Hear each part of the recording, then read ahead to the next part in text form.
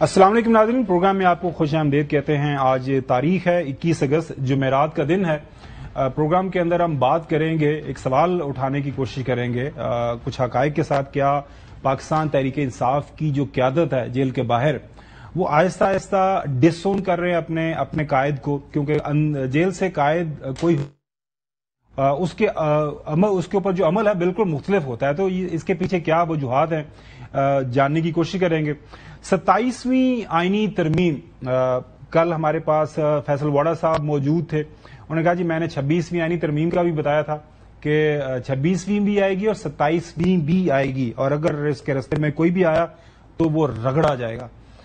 کل ایک بیان آیا رانا صلاح اللہ صاحب کا، اب وہ سینیٹر بھی بننے جا رہے ہیں، سنا ہے کوئی اہم وزارت بھی آنے والے دنوں کے اندر ملے گی۔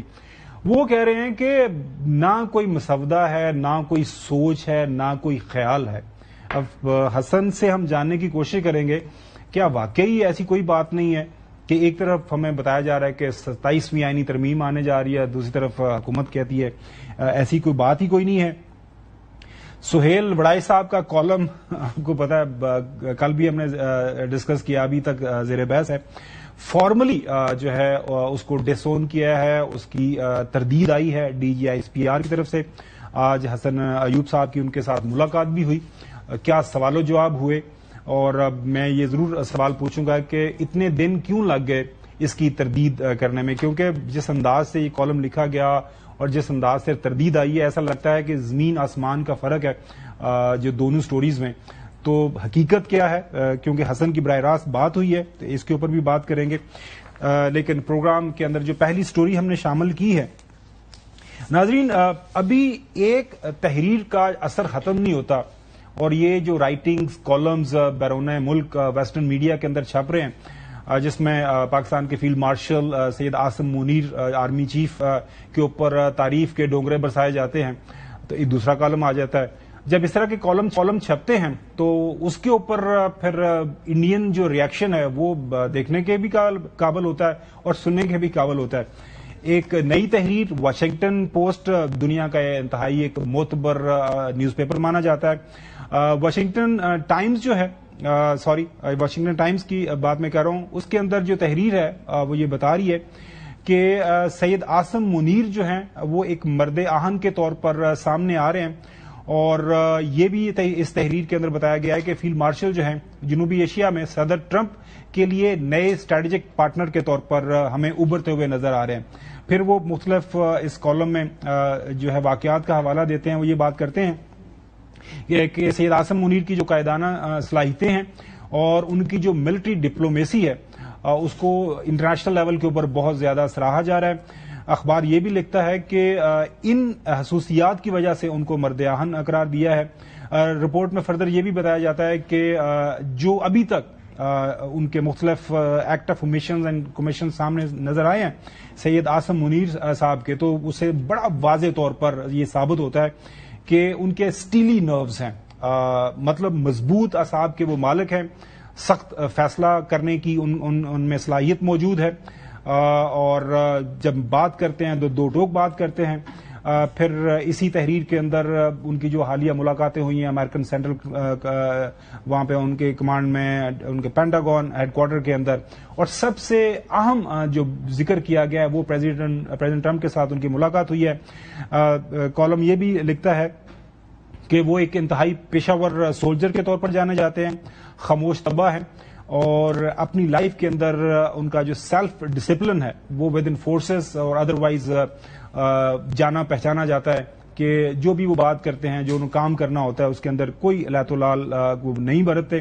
تو یہ ایک تحریر آئی ہے۔ چودھری غلام حسین صاحب، جب اس طرح کی کوئی تحریر، کوئی کالم، کوئی رپورٹ سامنے آتی ہے، پھر انڈین ٹیلی ویژن چینلز کے اوپر ان کے جو بندر نما ڈفرنٹ اینکرز ہیں، ان کا ریئیکشن دیکھنے کے قابل ہوتا ہے، تو پھر وہ اب چیخیں بھی نہ ماریں۔ بھائی پاکستان کے آرمی چیف کا فیلڈ مارشل عاصم منیر کا ذکر ہو اور اچھے لفظوں میں ہو تو ان کو تو تکلیف ہوگی، تو it makes all the difference. تو we are proud of our armed forces, no denying the fact. Hasan دیکھیں جی، فطری بات ہے جو سب ٹھیک کہہ رہے ہیں کہ چیخنا چلانا رونا دھونا انڈین میڈیا کا بنتا ہے، انڈین لیڈرشپ کا بنتا ہے، انڈین ملٹری کا بنتا ہے کہ جس طریقے سے دیکھیں $80 بلین سے بھی اب زائد ان کا ڈیفنس بجٹ ہے، ان کے تو آرمی چیف کو کوئی گھاس نہیں ڈالتا، لیکن جو ہمارے فیلڈ مارشل ہیں جس طریقے سے انہوں نے اپنا لوہا منوایا دنیا میں، اور جس طریقے سے ان کو جب جو انٹرنیشنل جریدے ہیں وہ ان کے بارے میں بتا رہے ہیں، ان کی پرسنالٹی کے بارے میں بتا رہے ہیں، ان کی پروفائل دنیا کو اس کی تشہیر کر رہے ہیں کہ ان کی جو ہے وہ سٹیل کی نروز ہیں، تو ڈیسیژن میکنگ میں جس طریقے سے وہ کلیئرٹی رکھتے ہیں اور جس طریقے سے جیتنے کے باوجود، یعنی ایک اپر ہینڈ تھا، اس کے باوجود انہوں نے پیس کو چانس دیا، تو یہ ایک ان کی یعنی ڈیسیژن میکنگ کی کوالٹی بھی ہے۔ اور دیکھیں یہ اسلام بھی یہی کہتا ہے کہ امن کی طرف بڑھو، اور نبی کریم صلی اللہ علیہ وسلم کی جو سنت کے مطابق بھی مسلمانوں کا اپر ہینڈ ہونے کے باوجود بھی مسلمانوں نے جو ایسے فیصلے کیے جو کہ امن کو جو ہے وہ تقویت دے رہے تھے، تو وہی چیز ہے جی۔ ہمارے حق کو بھی دیکھ لیں تو حق اور باطل کا یہ بیسیکلی جنگ تھی پاکستان اور ہندوستان کی، تو حق پر ہونے کے باوجود ہم نے بیسیکلی جواب بھی دیا، منہ بھی توڑ دیا انڈیا کا، ان کا بلینز آف ڈالرز کا نقصان بھی کر دیا، اور پھر ہم نے امن کو بھی موقع جو ہے وہ فراہم کر دیا۔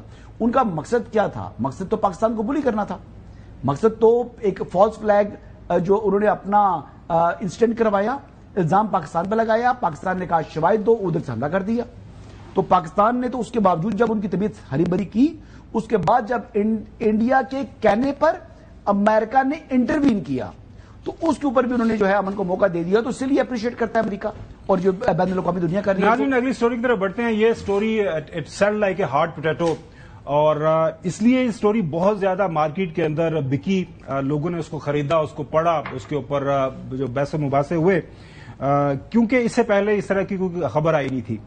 فیلڈ مارشل سے پہلی ملاقات، یہ 16 اگست 2025 کو ایک کالم چھپتا ہے۔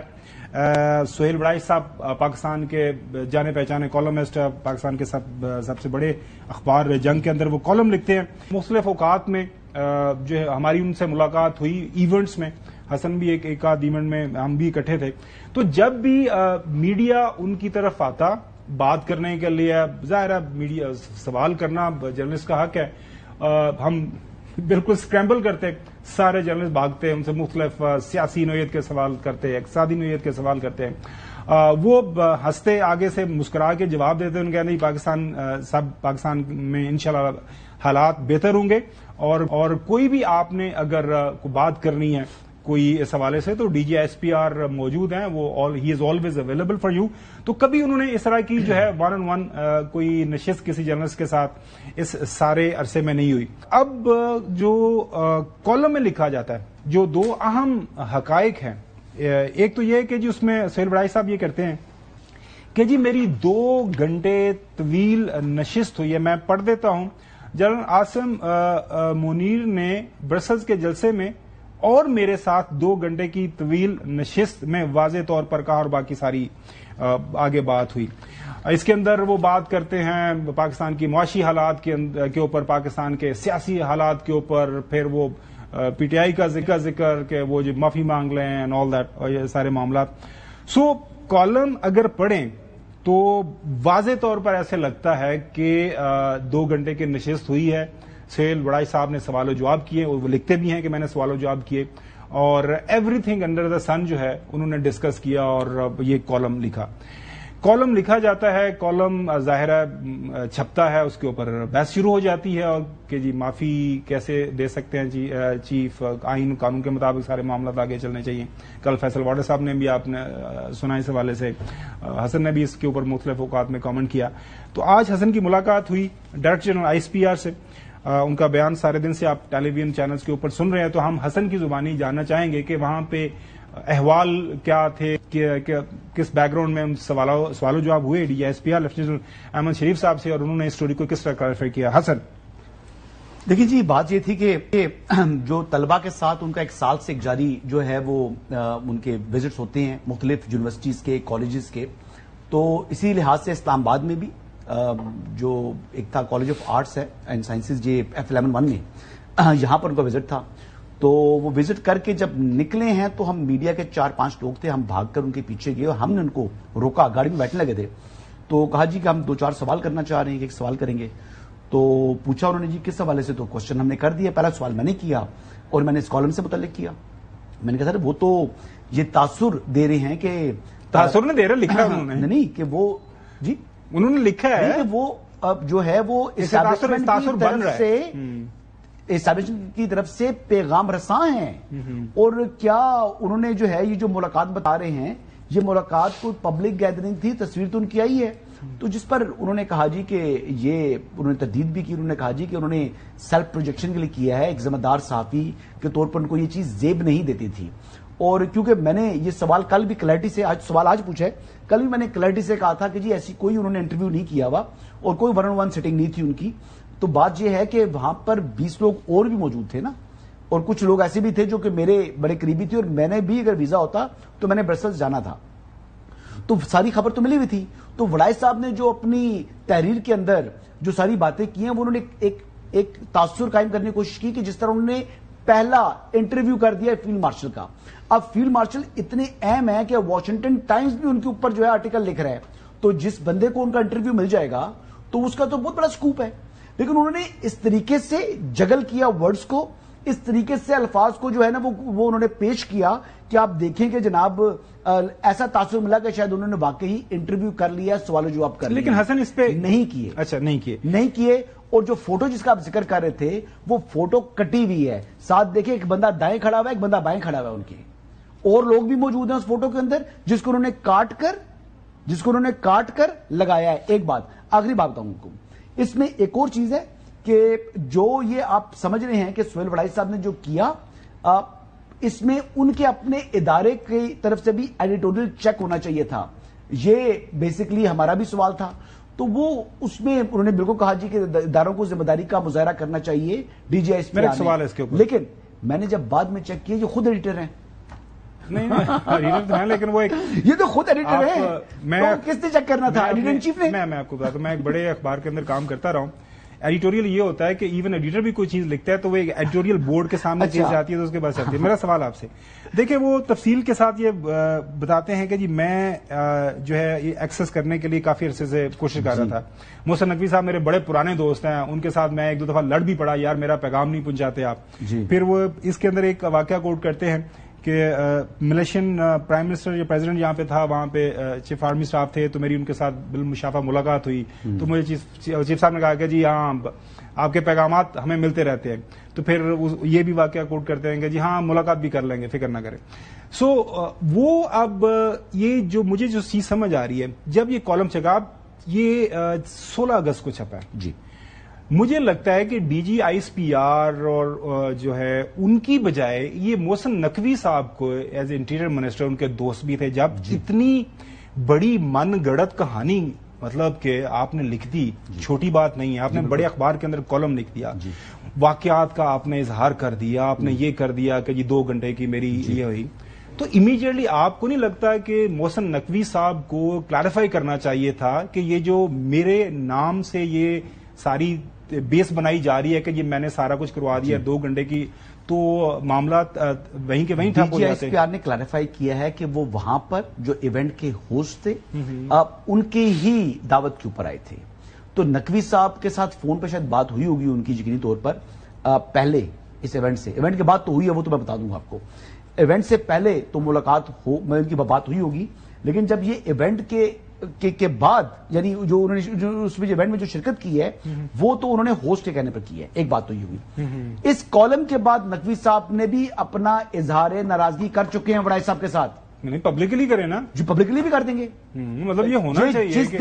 جس دن کئی میڈیا پر وہ آئیں, میڈیا ٹاک تو کرتے ہیں نا, اکثر کرتے ہیں نقوی صاحب, انٹرویوز تو وہ نہیں دیتے, تو سوال کر کے دیکھ لیجئے گا. محسن نقوی صاحب بھی ڈس اون کریں گے اور غلط قرار دیں گے وڑائی صاحب کے اس کالم کو. ایک بات نہ صرف یہ, یہاں تک تو مجھے تو یہ بات بھی سننے میں آ رہی ہے جو ہوسٹ ہیں جن کی دعوت پر انہوں نے شرکت کی ہے وہ بھی اس کی تردید جاری کرنے جا رہے ہیں. جو اطلاعات مل رہی ہیں, میں کنفرم نہیں کر رہا, مجھے اطلاعات مل رہی ہیں, جو ہوسٹ ہیں وہ بھی تردید اس کی جاری کرنے کے لیے جا رہے ہیں کیونکہ ان کو بھی امبیرس کیا, متعلقہ ادارے کی طرف سے انہوں نے امبیرس کیا. اور جو متعلقہ ادارہ ہے, ICPR की बात करें तो ICPR को सियासी बयान तो नहीं दे रहा, बिल्कुल सही। उसको तो हमने रीच आउट करने के बाद सवाल किया है, रोक कर, अल्लाह की कसम डीजी साहब गाड़ी में he was about to sit, वो बाहर निकल गए हैं, हम लोग पीछे भाग के गए और हमने ये क्वेश्चन किया, रोक कर उनको। अच्छा चौधरी गुलाम हसन साहब, आप माजी के पुराने सहाफी हैं, आप अखबारात में काम करते रहे हैं, अखबार के आप भी एडिटर रहे हैं, मेरी इतला के मुताबिक कोई एक आध अखबार आप खुद चलाते भी रहे हैं, आपको पता है कि न्यूज़पेपर किस तरह वर्क करता है। ये कॉलम इतनी तफसील के साथ मुख्तलिफ वाकयात का जिक्र और मतलब जाहिर है एक लंबी चौड़ी जो है नशिस्त का जिक्र करना, उसके बाद फिर सवाल जवाब का जिक्र करना, उसके बाद फिर मईशत से लेके फिर सियासत से लेके बैन अल-अक़वामी तल्लुकात तक जो है वो सवाल जवाब का जिक्र है कि मैंने ये पूछा, मैंने ये बात की, मैंने ये बात की। जब मुलाकात हुई नहीं है तो फिर ये सारा कॉलम कैसा, ये 2 घंटे की तवील नशिस्त कैसी, खुरदरे सवालात कैसे? ये फिर ख्वाब है सर, मैं ये तो आपसे जानना चाह रहा हूँ, ये कैसे ये ख्वाब? मेरे से क्या जानने हैं, मैं आपको कह रहा हूं कि उन्होंने यानी अच्छी तारीफें की हैं तो उसको उसी पर रहने दें, यानी जो बात गलत है कोई उन्होंने की है तो उसकी तरदीद हो गई है, खत्म करें।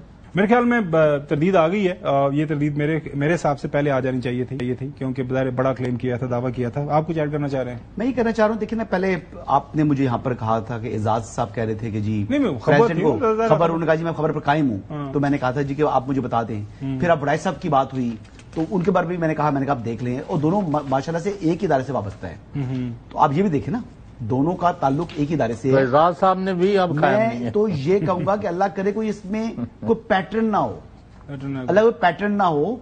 हमने माजी में भी देखा है कोई पैटर्न के तहत चीजें चलती रही हैं। तो फिर एक देख लें कि अंसार अब्बासी साहब ने इनकार किया तो उसको हेडलाइन बना दिया गया, मतलब कुछ चीजें चल रही हैं। मुझे तो ऐसा इदारा भी लगता है आपको तरदीद कर देगा फॉर्मली इदारा, इसके ऊपर तो नहीं खड़े हो सकते, इसके ऊपर इदारा। देखिए ठीक है, जियो ने माजी के अंदर मैंने देखा है कि काफी जगहों पर वो उन्होंने स्टैंड लिया है, बट आई डाउट कि सोहेल वड़ाई साहब भी इसके ऊपर स्टैंड लेंगे, और आई डाउट कि जियो टेलीविजन भी इस पर स्टैंड लेगा। नाज़रीन, अगली स्टोरी की तरफ बढ़ते हैं। आज सुप्रीम कोर्ट के अंदर केस था, इस केस को लेके, केस के फैसले को लेके पाकिस्तान तहरीक इंसाफ के अंदर काफी जो खुशियां मनाई जा रही हैं। केस ये था कि बानी पीटीआई को 9 मई के 8 मुकदमात में जमानत मिली है। ये सुप्रीम कोर्ट का 3 रुकनी बेंच था जिसको हेड कर रहे थे चीफ जस्टिस याया अफरीदी साहब, और दूसरे जजेस साहिबान में जस्टिस शफी सिद्दीकी साहब और जस्टिस हसन अजहर रिजवी साहब मौजूद थे, और उन्होंने केस को सुना। हुकूमत की जानिब से जो स्पेशल प्रोसिक्यूटर पेश हुए जुल्फकार नकवी साहब, अदालत में उन्होंने इस केस के हवाले से बात की। उनसे सवाल किया गया कि कोई ऐसा केस दिखाएं जहां साजिश के इल्जाम पर सुप्रीम कोर्ट ने जमानत मुस्तरद की हो। चीफ जस्टिस साहब की तरफ से ये एक सवाल उठाया गया। सुप्रीम कोर्ट ने ऐसे इल्जाम के 2 मुकदमात में जमानतें मंजूर की हैं। चीफ जस्टिस अफरीदी साहब के रिमार्क्स हैं, क्या तसलसल का असूल इस केस पर अप्लाई नहीं करेगा? मुझे इजाजत दी जाए कि केस के मेरिट्स पर अदालत की मामलत करूं। ये प्रोसिक्यूटर जुल्फकार नकवी साहब ने आर्ग्यू करने की कोशिश की केस के ऊपर। हम केस के मेरिट्स पर किसी को दलाइल की इजाजत नहीं देंगे। चीफ जस्टिस याया अफरीदी साहब ने जवाब दिया उनको, आप सिर्फ साजिश के मुतल्लक कानूनी सवालात के जवाब दें। इजाज चौधरी को साजिश के इल्जाम पर सुप्रीम कोर्ट ने जमानत दी है, ये स्पेशल प्रोसिक्यूटर जुल्फकार नकवी साहब ने वहां पे बताया। इजाज चौधरी का केस बानी पीटीआई के केस से मुख्तलिफ है, ये उन्होंने आर्गू किया।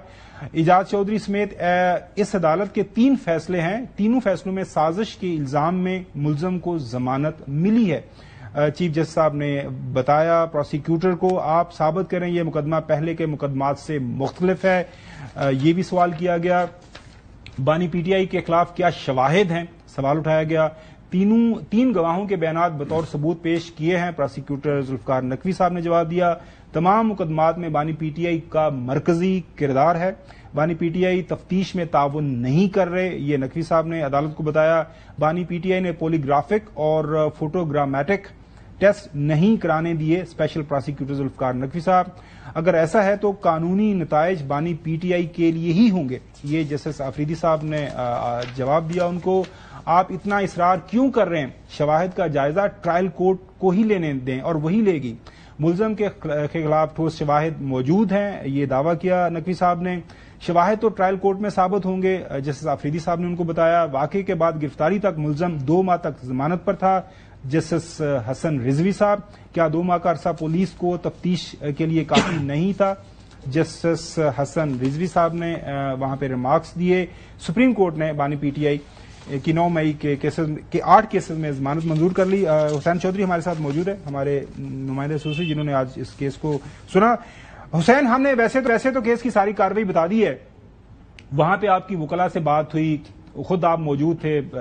बुनियादी तौर पर क्या वजह बनी कि ये जमानतें सुप्रीम कोर्ट की तरफ से मंजूर कर ली गई हैं 8 मुकदमात में?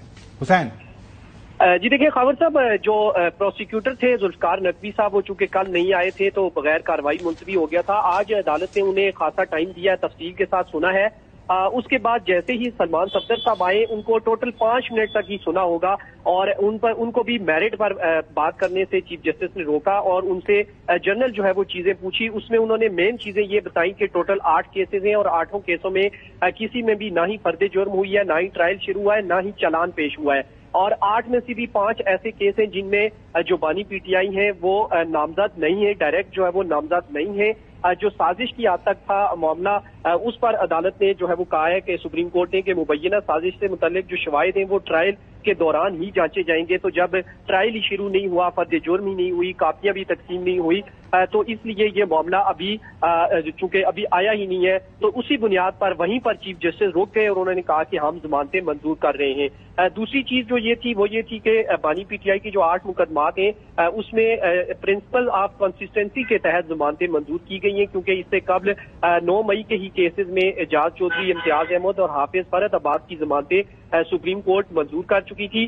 लिहाजा उसी को बरकरार रखते हुए अदालत ने जमानतें मंजूर की हैं। एक चीज और सामने आई दौरान समाज, जब हम वक्त मौजूद थे, रिमार्क्स के बरक्स जो है वो सुप्रीम कोर्ट ने अपनी तहरीरी हुक्मनामे में जो ट्रायल कोर्ट है उसको ट्रायल 4 माह में मुकम्मल होने की हिदायत जारी नहीं की, क्योंकि दौरान समाज चीफ जस्टिस ने रिमार्क्स तो दिए थे कि हम 4 माह की डेडलाइन या डायरेक्शन देंगे, लेकिन बाद में जब सलमान सफदर साहब ने उन्हें बताया कि अभी तो ट्रायल ही शुरू नहीं हुआ, ना ही इसमें फर्द जुर्म आयद हुई है, ना ही नकूल तकसीम हुई है, ना ही उसमें जो चालान होता है वो जमा हुआ है, तो इस वजह से अब जो तहरीरी हुक्मनामा आ गया है 4 सफ़ात पर, उस पर भी अदालत ने कोई डायरेक्शन जारी नहीं की और साथ ये भी लिखा है कि सुप्रीम कोर्ट ऐसी कोई डायरेक्ट ऑब्जर्वेशन भी नहीं देगी जिससे किसी फरीक का केस मुतासिर हो, और ऐसे ही मुकदमात में दीगर मुलजमान को जमानत दी जा चुकी है। और अदालत ने तहरीरी हुक्मनामे में लिखा है कि बानी पीटीआई का केस भी इसी तसलसल के उसूल पर जो है वो रखा जाएगा, देखा जाएगा, और बानी पीटीआई के खिलाफ जो शवाहिद की स्क्रूटनी है वो जरूरी है, और ये जो स्क्रूटनी है, ये शवाहिद का जो जायजा है, ये हुसैन चौधरी बहुत शुक्रिया सारी इन्फॉर्मेशन देने के लिए। इसके बाद हम ब्रेक के बाद इसके ऊपर बात करेंगे, क्योंकि supreme court last word of law किसी भी मुल्क के अंदर होता है, वहां से जमानतें मिलना, क्या इसका असर इन केसेस के ऊपर होगा? हसन क्योंकि काफी अर्सा सुप्रीम कोर्ट करते रहे, बात करेंगे कि ना फर्द जुर्म आयद हुई, ना वहां पे चलान पेश हुआ, तफ्तीश भी उस अंदाज से नहीं हुई, तो 2 साल के दौरान ये क्या जानबूझ के इसके अंदर जो है पीछे मतलब खुद काम नहीं कर रही, या क्या वजह बनी? तफसील से बात करते हैं। ये जो आज जमानत हुई है, इसको लेके पाकिस्तान तहरीक इंसाफ के जनरल सेक्रेटरी सलमान अकरम राय साहब बजाते खुद एक बड़े वकील हैं, पनामा केस में उन्होंने रिप्रेजेंट किया था हमारे ताहियात कायद और उनके खानदान को। वो क्या फरमा रहे हैं आज के जनरल सेक्रेटरी पाकिस्तान तहरीक इंसाफ के, सुनिए। आज का दिन एक अहम संगे मील है, लेकिन अभी हमारे सामने रास्ता पड़ा है, मंजिल हमारे सामने है, लेकिन अभी हम मंजिल तक नहीं पहुंचे। तो पूरी कौम को एक बार फिर मैं खुशखबरी देता हूं कि फतह हमारे सामने खड़ी है, हमें मुत्तहद रहना है, हमें आगे बढ़ते चले जाना है। हसन फेयर इनफ, अभी ट्रायल होना है, वहां पे शवाहिद पेश किए जाने हैं, लेकिन सुप्रीम कोर्ट की सतह के ऊपर छोटा केस हो या बड़ा केस हो, वहां से आपको रिलीफ अगर इस तरह का मिले तो that is considered a big thing किसी भी वकील के लिए या किसी भी पिटिशनर के लिए। हाउ डू यू सी, मतलब यहाँ पे प्रोसिक्यूशन थोड़ा लेट बैक उनका एटीट्यूड रहा है, 2 साल हो गए हैं, मतलब कुछ नहीं हुआ, या क्या? What do you think? Sir मैं तो कहता हूं कि जो हाई कोर्ट ने जमानत नहीं दी वो गलत किया था। सुप्रीम कोर्ट ने तो जमानत देनी ही देनी थी इस केस के अंदर। ये बिल्कुल ठीक डिसीजन है जब प्रोसिक्यूशन अपने केस को इतना डिले करे और आपने किसी शख्स को मुकदमे में नामजद कर दें और फिर उसका चलान पेश ना करें, ये तो जुल्म है ना जी। और 2 साल अगर सपोजिटली तकरीबन 1.5 साल में गिरफ्तारी की हो, वो तो जुल्म है, ये तो नहीं कर सकते आप। ये जो किया है बिल्कुल ठीक फैसला दिया है और मेरिट्स को टच नहीं किया, यानी इसमें ना उन्होंने कहा कि जी जो इल्जामात हैं वो गलत हैं, ना उन्होंने कहा कि ये इल्जामात दुरुस्त हैं। शवाहिद जो है वो उन्होंने पेश करने की कोशिश की तो उन्होंने कहा जी हमें शवाहिद नहीं चाहिए, बहुत अच्छी तरीके से ट्रायल कोर्ट। उन्होंने कहा जी आप लेकर जाएं, ट्रायल कोर्ट में लेकर जाएं। और उन्होंने उनकी 1 लाख के बस जो है 8 मुकदमात में जमानत मंजूर कर ली। तो पूछना ये है कि ये है यरगमाल अदलिया। देखा जाए तो बिल्कुल ठीक किया है, जहां रिलीफ बनता है वो दिया जा रहा है और जहां पर रिलीफ नहीं बनता वहां नहीं दिया जा रहा। अब जो उन्होंने तसलसल है जिस तरीके से एजाज चौधरी साहब को साजिश के ऊपर दे दिया तो ठीकर को भी मिल गया, हाफिज फरीद को भी मिल गया, तो बिल्कुल एक ही तरीके से जो है इन्होंने उस चीज को जो है जांचा है। हाल अगर पीटीआई वाले जो बात कर रहे हैं जी कि इमरान खान सुरखरू हो गया, 9 मई के इल्जामात गलत हैं, तो बात आप गलत कर रहे हैं, सियासी रंग दे रहे हैं, एक बात। दूसरी बात मुझे ताजुब है सलमान अकरम राजा साहब पर। वो आज उनका मैं साउंड बाइट सुन रहा था, वो कह रहे थे जी कि इसके अलावा सिर्फ अलकादर की कन्विक्शन रहेगी और कोई के किसी केस में वो गिरफ्तार नहीं है। तो इंसादे दहशतगर्दी अदालत की जो रावलपिंडी है 7 मुकदमात में दिसंबर 2024 से इमरान खान साहब को जुडिशियल किया हुआ है, यानी गिरफ्तारी हुई भी है, जुडिशियल किया हुआ है, और उसमें आज तक बेल पोस्ट अरेस्ट अप्लाई तक नहीं की गई।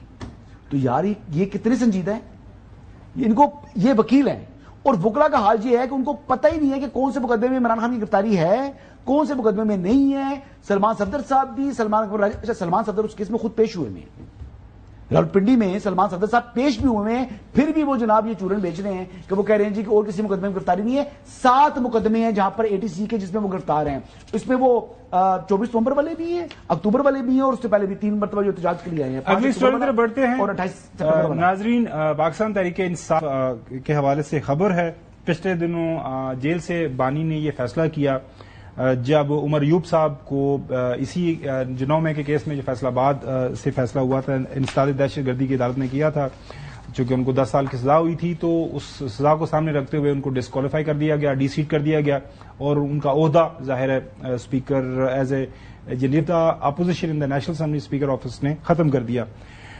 फैसला ये किया गया बानी की तरफ से कि अब नया जो लीडर द अपोजिशन होगा वो महमूद खान अचकजई साहब जो है वो लीड करेंगे अपोजिशन बेंचेस को।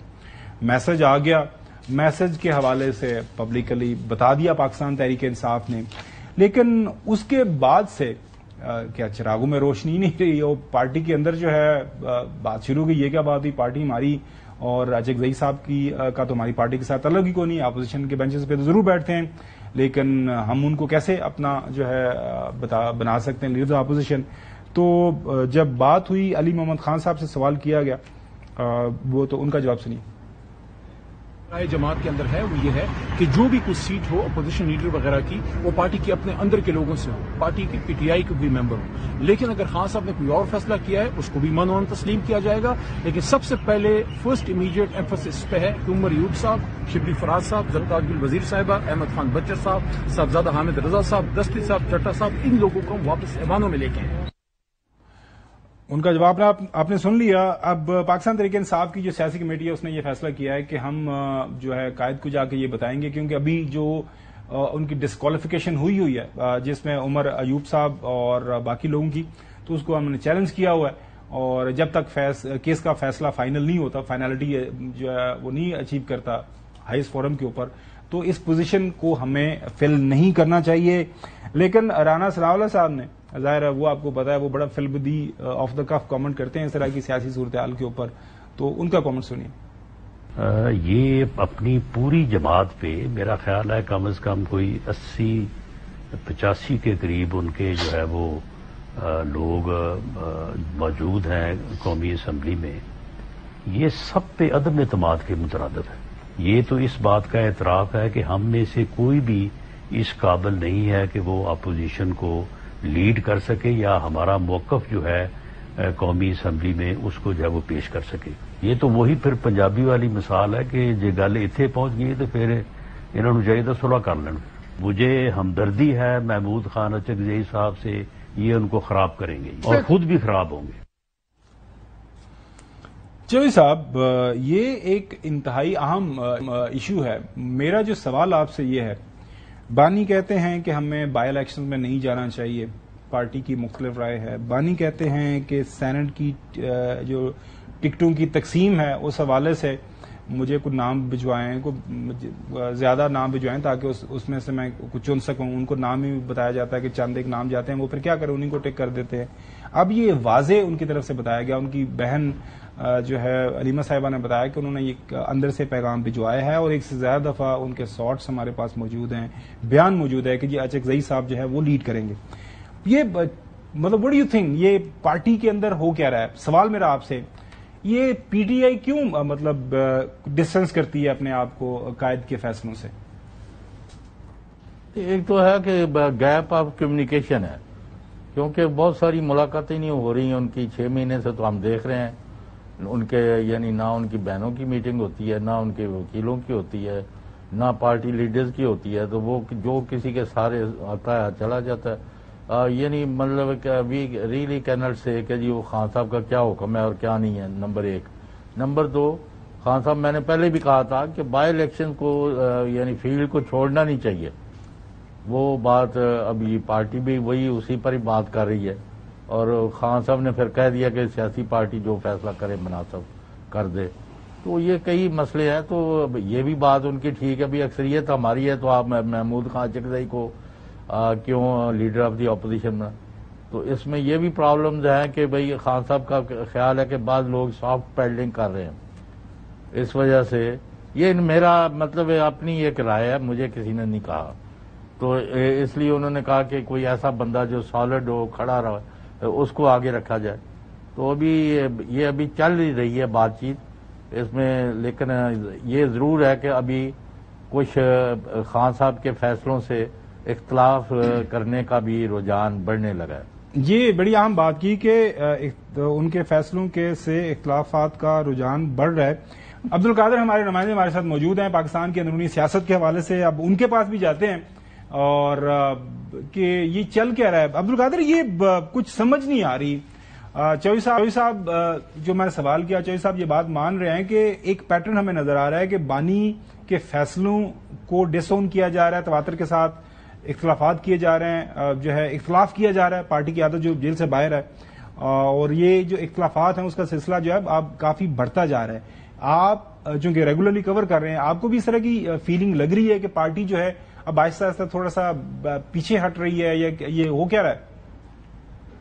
دیکھیے خاور صاحب، یہ تھوڑی سی مس کمیونیکیشن کا معاملہ ہے، کیونکہ پاکستان تحریک انصاف کی اس طرح سے ایک سینس نہیں ہے مرکزی لیڈرشپ کی جن کے پاس فیصلہ سازی کی پاور ہے. جو پی ٹی آئی کی سیاسی کمیٹی ہے ان میں سے کوئی بھی رکن بانی پی ٹی آئی سے ملاقات نہیں کر پا رہا. اس لیے جو درمیان میں ایک آدھ بندہ جاتا ہے، ملاقات کر کے آتا ہے، ان کے میسیجز سے وہ کلیئر ساری سچویشن پی ٹی آئی کی سیاسی کمیٹی کے پاس نہیں پہنچ پاتی، جس کی وجہ سے تھوڑا ابہام باقی رہ جاتا ہے. اس کو آپ ان کے فیصلوں سے انحراف سمجھ لیں. باقی کے لوگ بھی یہ سمجھتے ہیں. کل میں دیکھ رہا تھا خرم ذیشان جو سینٹ کے امیدوار بھی تھے، انہوں نے بڑا کھل کے پی ٹی آئی کی سیاسی کمیٹی کے فیصلوں سے ایک طرح سے تنقید کی ہے اس پر کہ بانی کے فیصلوں کے اوپر کیوں عمل درآمد نہیں کیا جا رہا.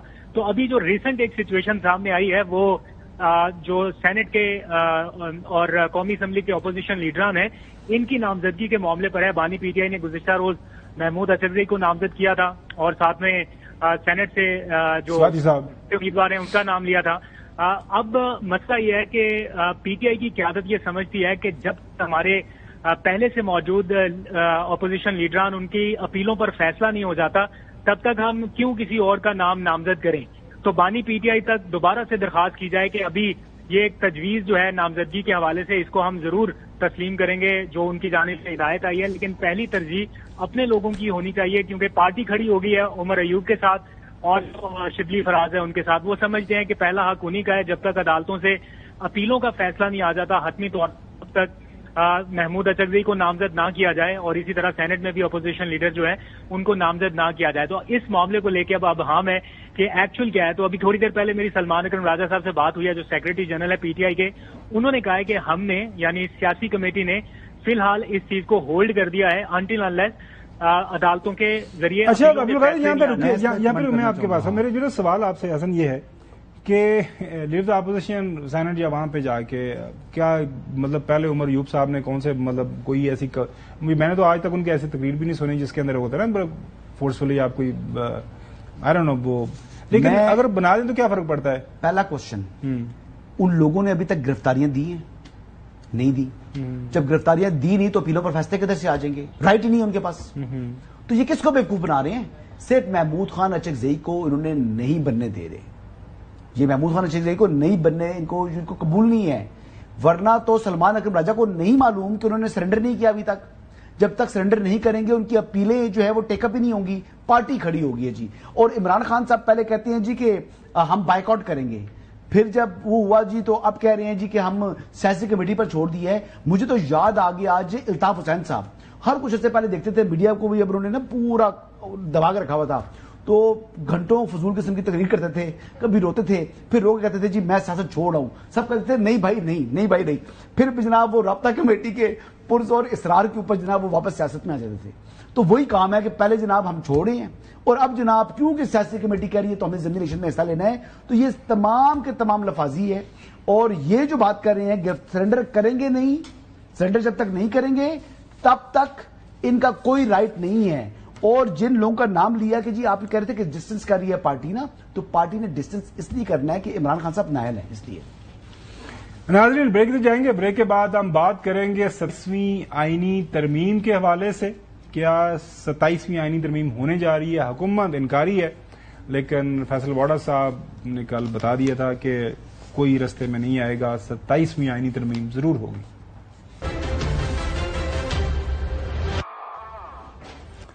27ویں ترمیم آئے گی، کون روکے گا؟ فیصل واڈا صاحب نے یہ کہا.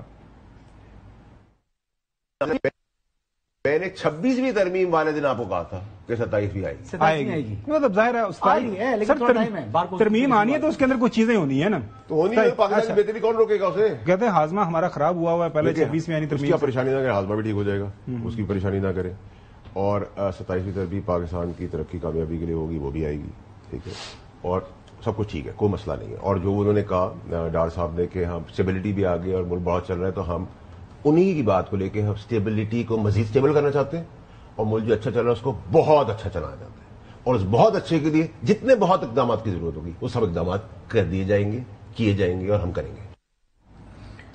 رانا ثناء اللہ صاحب مشیر خاص ہیں سیاسی امور کے اوپر پرائم منسٹر کے، اور اب سینٹ کی ٹکٹ بھی ان کو پنجاب سے مل گئی ہے. سنا ہے سینٹر بننے کے بعد شاید کوئی اہم عہدہ بھی ان کو ملے. وہ اس حوالے سے مطلب ٹوٹلی ڈفرنٹ سٹوری سنا رہے ہیں. کیا یہ فیصلہ ہو گیا ہے آپ کی حکومت کی طرف سے کہ کم ووٹ میں کوئی اگلی 27ویں ترمیم نہیں آنی؟ نہیں دیکھیں، 27ویں ترمیم کرنے کا فیصلہ ہی نہیں ہوا تو پھر نہ کرنے کا فیصلہ جو ہے وہ تو اس کو بعد کی بات ہے نا. پہلے یہ فیصلہ ہوگا کہ 27ویں ترمیم کرنی ہے، اس کے بعد پھر اگر فیصلہ ہوتا ہے کہ نہیں کرنی. ابھی یہی فیصلہ نہیں ہوا. جی ہونے کو کوئی ٹال سکتا ہے یار؟ تو رانا ثناء اللہ صاحب کی بات کو سیریس نہیں لے رہے؟ نہیں لے رہا. ہاں نہیں لے رہا. کیوں؟ بس نہیں لے رہا. ہوگی 27ویں ترمیم. ہاں 27ویں آئینی ترمیم آنی ہے. بار کونسلز کے الیکشنز کے بعد آنی ہے اور ہونی ہے. جی آپ کو بھی پتہ لگ ہی گیا، آج کل آپ سن نہیں رہی ہیں کچھ باتیں، تو کچھ باتیں تو لیفٹ رائٹ سے آپ کے کانوں تک بھی پہنچ رہی ہیں. آئی نو فور شیور کہ آپ تک بھی پہنچ چکی ہوں گی. لیکن ابھی اس کا جو مسودے کی بات ہے کوئی ڈرافٹ نہیں ہے اس ٹائم. آنیسٹلی جو کہہ رہے ہیں کہ یہ چیزیں بہت سی چیزیں صرف قیاس رہی ہیں. 27ویں ترمیم ہوگی اور اس میں ابھی وقت ہے جی. اور اس میں مولانا صاحب کو بھی آن بورڈ رکھا جائے گا. ایون کہ اب نومیریکل اسٹرینتھ حکمران اتحاد کے پاس موجود ہے، وہ بآسانی کر سکتے ہیں. بٹ ایون دین ان کو آن بورڈ رکھ کے ان کی مشاورت کے ساتھ، کنسنٹ کے ساتھ 27ویں آئینی ترمیم لائی جائے گی. چوہدری صاحب کل وہ جو ایک مری کی میٹنگ ہوئی تھی پچھلے دنوں جس میں قائد محترم نواز صاحب، پرائم منسٹر صاحب اور مریم نواز شریف صاحبہ تھیں، اور بھی پارٹی کے سینئر لوگ موجود تھے. خاص طور پر جو آپ کو یاد ہوگا جو خواجہ صاحب نے ایک بیان دے دیا تھا، اس کے بعد مری کی میٹنگ کا پوچھا ہم نے فیصل واڈا صاحب سے، تو ان کا جواب ہمیں کل سمجھ نہیں آیا. تو آپ سے اس کی تھوڑی سی ہم تشریح چاہیں گے. پہلے یہ بیان سن لیں فیصل واڈا صاحب کا. مری کی میٹنگ کا تو مجھے نہیں پتا، لیکن مجھے ایک چیز پتا ہے، انسان کی عادت آپ بدل سکتے ہیں، فطرت نہیں. یہ میرا جملہ آج کی تاریخ میں یاد رکھیے گا. تسلسل کے بیچ میں گنبد صاحب کوئی بھی آئے گا وہ رگڑ دیا جائے گا. اس کو پلیز سمجھیں آپ اس بات. چودھری غلام حسین صاحب آپ کو سمجھ آئی کچھ؟ وہ مجھے تو سمجھ آیا لیکن پھر آپ عمرے پر چلے جاتے نا. اچھا بتائیں تو صحیح چوہدری بتا نہیں دے صاحب بتا تو دینا وہ کہہ رہا ہے کہ بھئی یہ ان کی پرانی عادت ہے میاں نواز شریف صاحب کی اس طرح کی حرکات کرنے کی، لیکن منہ کی کھائیں گے جو اس کی مخالفت کریں گے. This is what he is saying. نہیں ایسی بات نہیں ہے. اچھا یہ تو میٹنگ جو ہوئی تھی اپ کمنگ بائی الیکشن سے متعلق ہے. اس کے علاوہ کچھ نہیں ہوا. اس میں سینٹ کا ٹکٹ بھی تھا شامل تھا. اس طرح کی باتیں ہوئی ہیں اور ڈسکشن ہوا ہے. صرف سوچا جا رہا تھا سینٹ الیکشن کے حوالے سے بھی کافی بات سوچی جا رہی تھی کیونکہ دو ہیوی ویٹس تھے، فواز سعد رفیق صاحب اور ہمارے رانا صاحب. تو دونوں کے حوالے سے پھر لاہور کی نشست تھی، اس کے اوپر رانا مشہود صاحب ٹکٹ لینا چاہ رہے تھے، اس کے اوپر بھی کافی غور و خوض ہوا. تو اس قسم کی چیزیں چل رہی ہیں. ابھی فیصلہ آباد کا جو ہے فیصلہ آباد جڑا والا والی اب وہ نشست ہے، وہ نواب شیر وسیع صاحب ایک دفعہ پھر آگے ہیں لینے کے لیے. ایک کدی سیٹ تے اتنا ٹائم نہیں لاندے. ایک نہیں ہے سر، میں کتنی بتا رہا ہوں. اچھا ناظرین آج کے لیے اتنا. کل آپ سے دوبارہ ملاقات ہوگی. اللہ حافظ.